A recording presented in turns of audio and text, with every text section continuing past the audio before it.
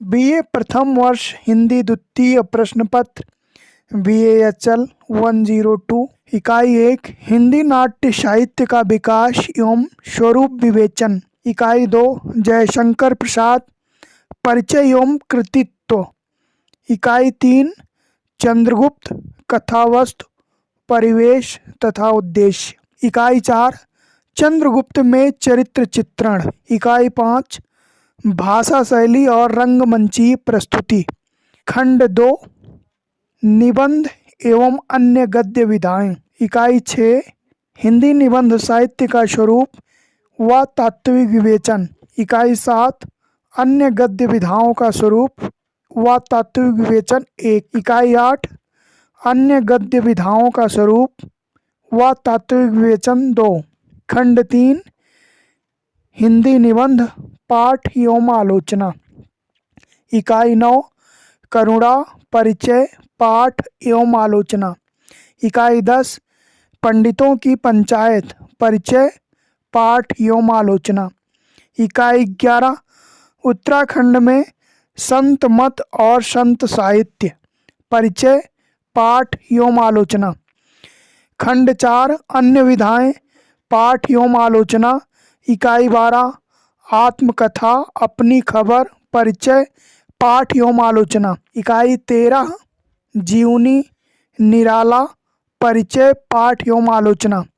इकाई 14 संस्मरण पथ के साथी परिचय पाठ एवं आलोचना। खंड 5 प्रयोजन मूलक हिंदी। इकाई 15 प्रयोजन मूलक हिंदी। इकाई 16 पत्राचार कार्यालयीय पत्र व्यावसायिक पत्र। इकाई 17 भाषा कंप्यूटर कंप्यूटर और हिंदी। इकाई 18 ई पत्रकारिता। इकाई 19 पत्रकारिता का इतिहास। इकाई 20 संपादन कला। इकाई 21 मीडिया समाचार लेखन। इकाई 22 अनुवाद। Good morning all of you. प्रिय छात्र छात्राओं, जैसा कि आपको विदित है, पहले वीडियो में हमने राजनीति विज्ञान प्रथम प्रश्न पत्र और राजनीति विज्ञान द्वितीय प्रश्न पत्र के पाठ्यक्रम को आपके सम्मुख रखा। राजनीति विज्ञान प्रथम प्रश्न पत्र और राजनीति विज्ञान द्वितीय प्रश्न पत्र की क्लास हमने स्टार्ट कर दी है। आज हम बीए प्रथम वर्ष हिंदी द्वितीय प्रश्न पत्र की क्लास स्टार्ट करेंगे। अब हम टॉपिक पर आते हैं। जो पहला टॉपिक है आपका वो है हिंदी नाटक। पहले हम नाटक का स्वरूप देखते हैं। हिंदी साहित्य में सांस्कृतिक चेतना का उत्कृष्ट रूप काव्य है। काव्य के उत्कृष्टतम रूप को ही नाटक कहा जाता है। जैसा कि कहा गया है काव्येषु नाटक रम्यम, अर्थात काव्य में नाटक एक ऐसी विधा है जो सबसे रमणीय होती है।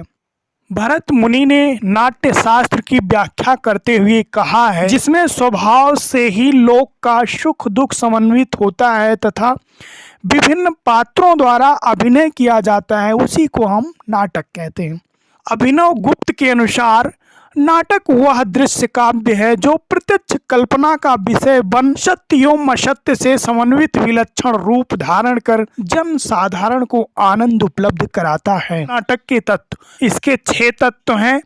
नंबर 1 कथावस्तु, नंबर 2 पात्र या चरित्र चित्रण, नंबर 3 कथोपकथन, नंबर 4 देश काल या वातावरण, नंबर 5 शैली, नंबर 6 उद्देश्य। हिंदी नाट्य साहित्य का विकास। हिंदी नाट्य साहित्य का पूर्ण रूप से विकास 1850 के बाद प्रारंभ होता है। नाट्य रचना की दृष्टि से इसे 3 खंडों में विभक्त किया जा सकता है। पहला भारतेंदु युग 1857 से 1900 ईस्वी तक। दूसरा प्रसाद युग 1900 से 1930 ईस्वी तक। तीसरा प्रसादोत्तर युग 1930 से वर्तमान तक। पहला पॉइंट भारतेंदु युग।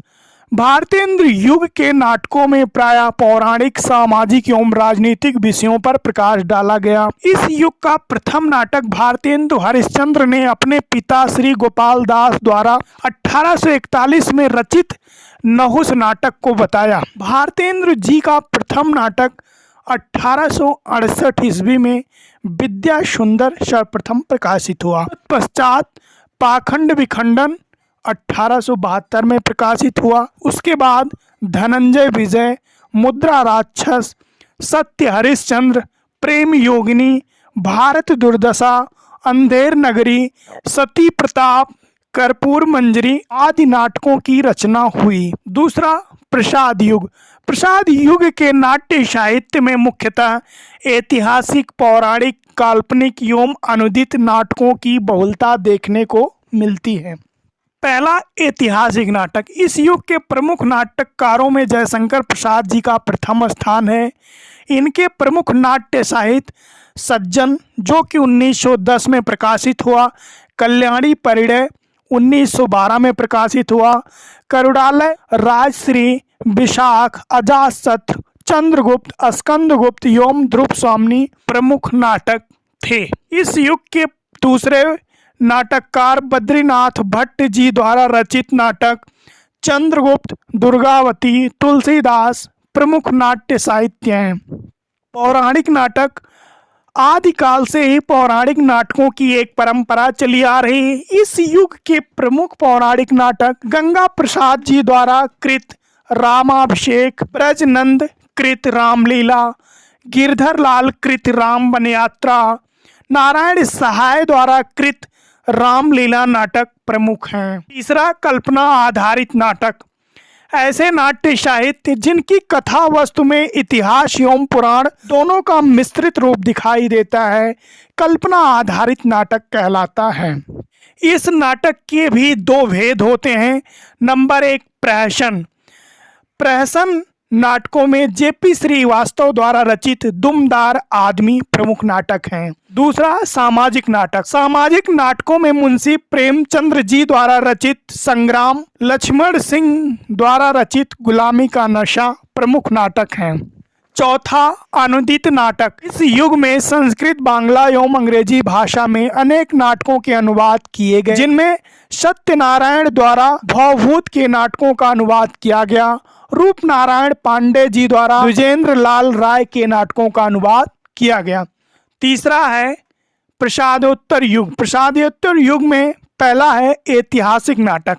ऐतिहासिक नाटकों में हरि कृष्ण प्रेमी के प्रमुख नाटक रक्षाबंधन, शिव साधना, स्वप्न भंग, आहुति, उद्धार तथा शपथ प्रमुख नाटक हैं। वृंदावन लाल वर्मा जी द्वारा रचित प्रमुख नाटक झांसी की रानी, बीरबल तथा ललित विक्रम प्रमुख नाटक हैं। दूसरा, सामाजिक नाटक। गोविंद वल्लभ पंत प्रमुख सामाजिक नाटककार थे। इनकी प्रमुख रचना राजमुकुट, अंतापुर का छिद्र जो 1940 में प्रकाशित हुआ आदि प्रमुख थे। तीसरा, पौराणिक नाटक। पौराणिक नाटकों में सेठ गोविंद दास जी का प्रथम स्थान है, जिनकी प्रमुख रचना कर्तव्य जो 1935 में प्रकाशित हुई। चतुरसेन शास्त्री जी द्वारा रचित नाटक मेघनाद, पृथ्वीनाथ शर्मा द्वारा रचित प्रमुख नाटक उर्मिला, राम वृक्ष बेनीपुरी द्वारा रचित सीता की माँ, गोकुल चंद्र शर्मा द्वारा रचित नाटक अभिनव रामायण, किशोरी दास वाजपेयी द्वारा रचित नाटक सुदामा प्रमुख हैं। चौथा है कल्पना आश्रित नाटक। मूल प्रवृत्ति की दृष्टि से कल्पना आश्रित नाटकों को 3 वर्गों में विभक्त किया जा सकता है। पहला है समस्या प्रधान नाटक।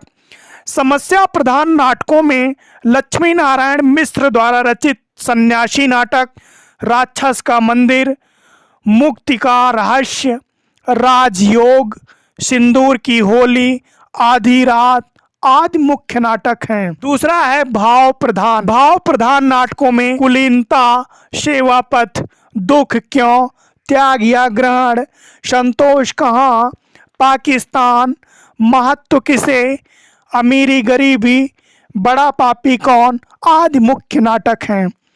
तीसरा है प्रतीकात्मक नाटक। प्रतीकात्मक नाटकों में वृंदावन लाल वर्मा जी द्वारा रचित राखी की लाज, बांस की फांस, नीलकंठ आदि प्रमुख नाटक हैं। तो आज ये आपका पहला टॉपिक पूरा हो गया और अगली वीडियो में दूसरे टॉपिक पर हम वीडियो बनाएंगे। तब तक के लिए धन्यवाद।